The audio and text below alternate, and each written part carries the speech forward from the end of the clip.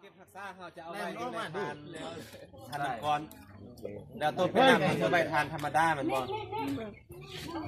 แล้วเวลาในการขนส่งเนาะเพราะว่าวัคซีนมันเก็บอยู่ในอุณหภูมิเท่าใด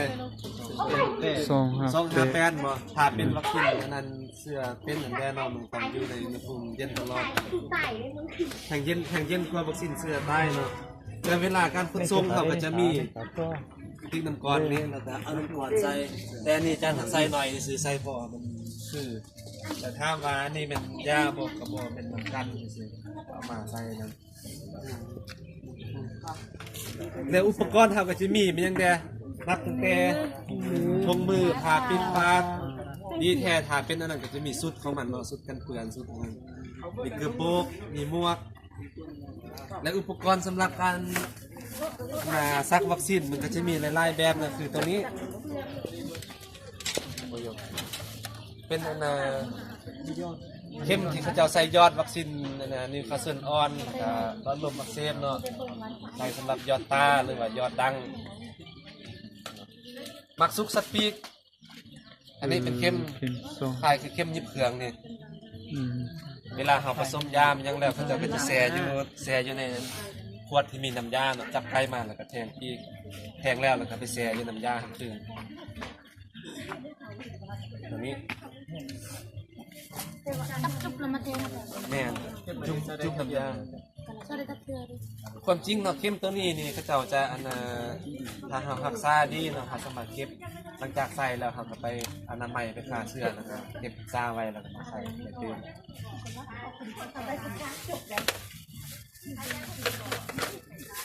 แล้วอุปกรณ์อื่นๆก็จะมีมั้ยยังในการซักส่วนหลายก็จะมีแฉลงนี่เนาะแฉลงนี่ก็สุดแล้วแต่ขนาดของมันก็จะมีนับตั้งแต่แฉลงแฉลง1 cc จำบ่ได้เอามาให้เบิ่งเนาะ1 cc 3 cc 5 cc 10 cc จนไปฮอด50พุ่นแหละแต่ว่าในการซักสัตว์ปีกเฮาก็สิมีสูงสุดก็ฮอดแต่10นี่แหละอาจารย์แนะนำถ้าเป็น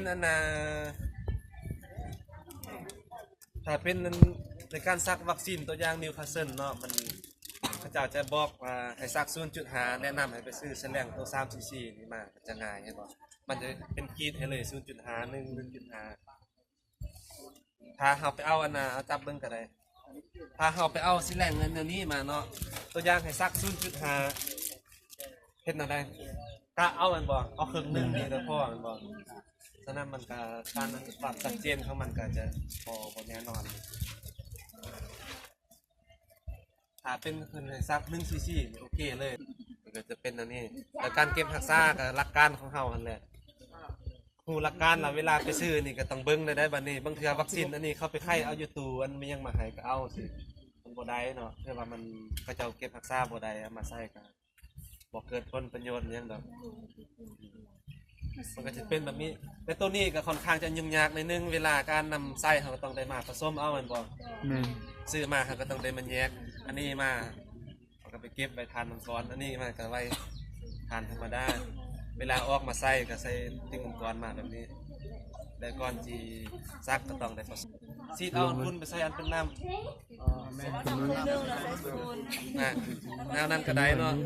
มันก็จะมีในหลายแบบดอกคือแบบนี้นี่กำหนดมันจะบอกว่าให้บรรจุผสมกับน้ำ10 cc เฮาดูดน้ำ10 cc มาใส่นี่ได้บ่ได้ฉะนั้นเฮาต้องดูดมาเดือนละ1หรือ2กันบ่มาซีดใส่นี้ละลายแล้วก็ดูดกับซีดใส่นี้คืนเฮ็ดนั้น1 5 2เพื่อให้มันละลายดีแล้วก็เรียกว่าซักได้แต่ถ้าเป็นวัคซีนนั่นอะฮิวามูเนาะกล่องที่เป็นฝุ่นมันก็จะซ้ำนี่แหละเขาให้ผสมน้ำ10 cc แล้วกล่องน้ำกันหันกับ10 cc กันตัวนั้นแทนจะบ่ยากเท่ากับดูดเอาตัวเป็นน้ำ10 cc มาซีดใส่ตัวเป็นฝุ่นนี่เลยละลายนั่นแล้วก็ไปซักได้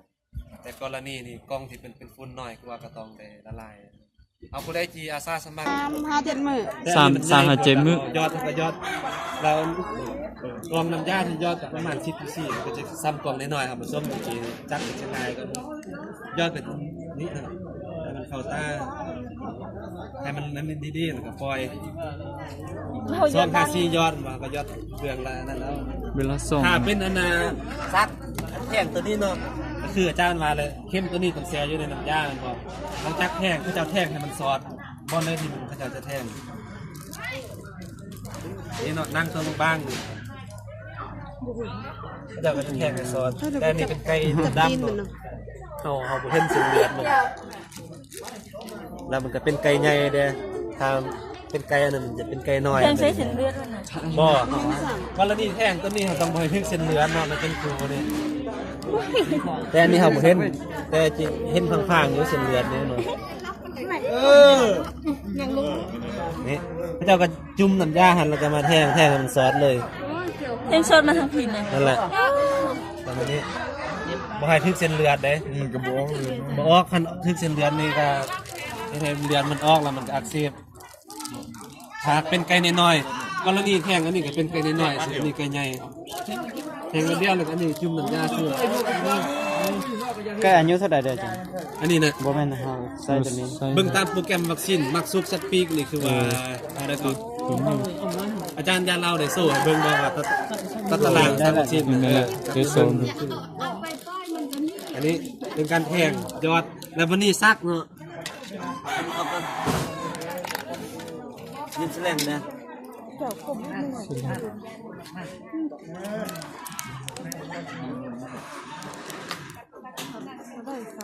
ชีดลมเขาก็ต้องมาอันนี้เป็นวัคซีนเสือกลายเป็นยาตันเสือนี่เวลาเป็นตัวนี่จะกับวัคซีนเพราะว่ายาตันเสือนะมันอายุมันทราบไว้ได้ด้นเนาะถ้าชีดลมเข้าไปเราจะเก็บไปบ่ได้ด้นแต่อันนี้เป็นวัคซีนชีดลมเข้าไปเรายากบ่ยากใส่เมืดบ่เมืดก็ต้องพิมพ์ไปลมออกนะกรณี1 cc ก็สิประมาณอยู่นี้เนาะ อยู่เล็กหนึ่ง คนนี้ หนึ่งสัก1 cc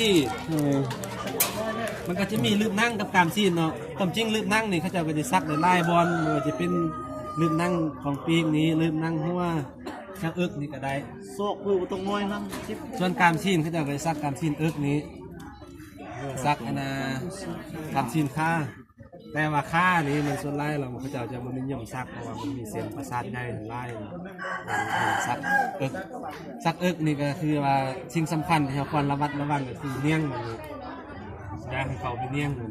ถ้าเป็นยาเข้าไปเดี๋ยวบางทีเขาจะ สักหม้อเนี่ย นะ สักหม้อเนี่ย ซีนตามซีนเอิกบอลองค์มันนะ ว่าไปสักหม้อเนี่ย นี่เป็นแบบ กาบมอก็ได้จับตีนก็ได้เป็นไก่ใหญ่แหละนั่นนี่แหละบอลได้สนะอันนี้เป็นเนียงมันนะสำคัญเขามือนี่โปเขานี่ไว้เห็นแล้วบ่แล้วกายนี่ก็อย่างนี้เข้มทีเขาใส่ซักการที่มันก็จะสั้นประมาณนี้แหละแต่นี่เขาบ่มีเขาเข้มนี่เขากระแทงเข้าไปคือซันนี่ไก่ใหญ่ได้เขาประมาณถึง1อะไรถ้าไก่น้อยกับเขาประมาณ1/3จงไป2 ส่วนเขาส่วน1ใส่ละอันนี้เนียงมันเรากามมันเป็นเรื่องบ่อันนี้ก็จิบุญยากกามเอิกมันก็จะแทงเข้าไปเลยก็ได้มันเป็นไก่อันแดนเนาะก็แทงเลยสักเลยเกิดปีสีเป็นยังแล้ว ไก่ตัวนี้บ่คือว่าควายเนาะ เป็นน้ำมันเหมือนกันน้ำอันนี้คือเป็นยังไง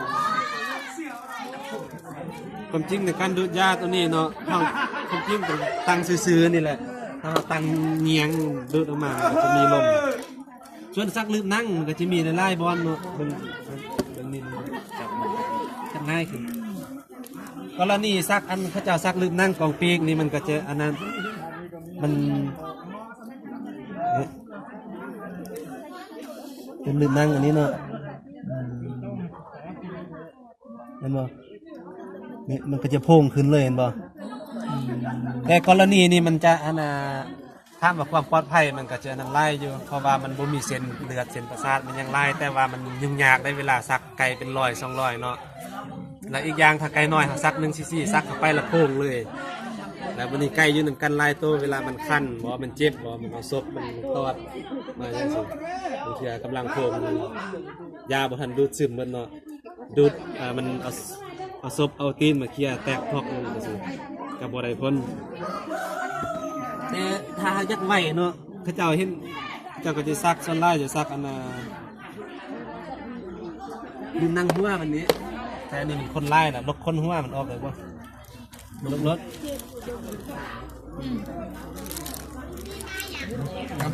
น้องเคยจับ นั่นแหละซื้อรถเพื่อให้นะแต่ละคนเป็น โอ้ยผมชื่อนี่เลยแล้วนี่ เพราะกรณีถ้าจะซักลืมนั่งหัวมันนี่ก็จะใส่นี่มือนี่ดึงนี่ขึ้นนั่นบ่พยายามแบบนี้ได้จะเห็นแบบนี้ได้ถ้าเห็นแบบนี้แทงไปนี่ทึกมือแน่นอนเดี๋ยวนี้มันรอดนี้นี่เนาะธรรมดามันตัวนี้แล้วก็อันนี้มันฮ้อนใหญ่กันแทงลิกฮ้อนมันได้อาจารย์จะจับนั่นนี่ก็แบบสูบยานี่แล้วอันนี้โปครึ่งไว้แทงนี้เข้าไปแล้วก็อันนี้โปดันเขาเลยนี่ อาจารย์ปัดไก่เป็นมาเห่าสัตว์แล้วเห่าข้าวหลกตี บออันนี้เฮ็ดให้เบิ่งซื่อ คิดว่าจีสัตว์เนื้อเป็นหลกเลย เป็นลูกเลยได้กินเลย สำคัญได้บ่แม่นบีบแนวนี้เนาะบีบนี่แน่นอนแทงเข้าไป เบี้ยก็สู้เลยเย็นก็สู้เลย ตรงแนวนี้ ให้ ให้ มันรอดมือเฮา เขาสัก ถ้าบีบแบบนี้ โอ้ย จับเข้าไปมันก็สิถึง เขาสักแล้วทำ หยิบ ไม เข้าไป เนาะเจ้าน้อย จะหนี ผมมาขอ ให้เข้มรถก่อน ลูกอ่านหน่อย แล้วถ้ากรณีเฮาจับได้แนวนี้ดึงนั่งขึ้นมาซื่อๆเฮาก็พยายามแทงเข้าไปซื่อบ่ต้องกดมือ ชักมือตี มีการถึกมือแล้วก็ซอดออกทางนั้นได้บ่ได้ลองเบิ่งเอา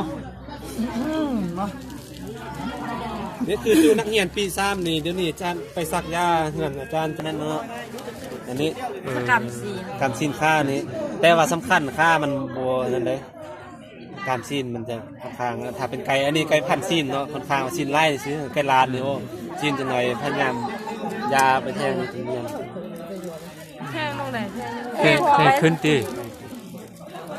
อาจารย์ โอ้ไม่ต้องนั่นนี่เพราะว่ามันคันเป็นไก่ลานซีนแทงน้อย อืม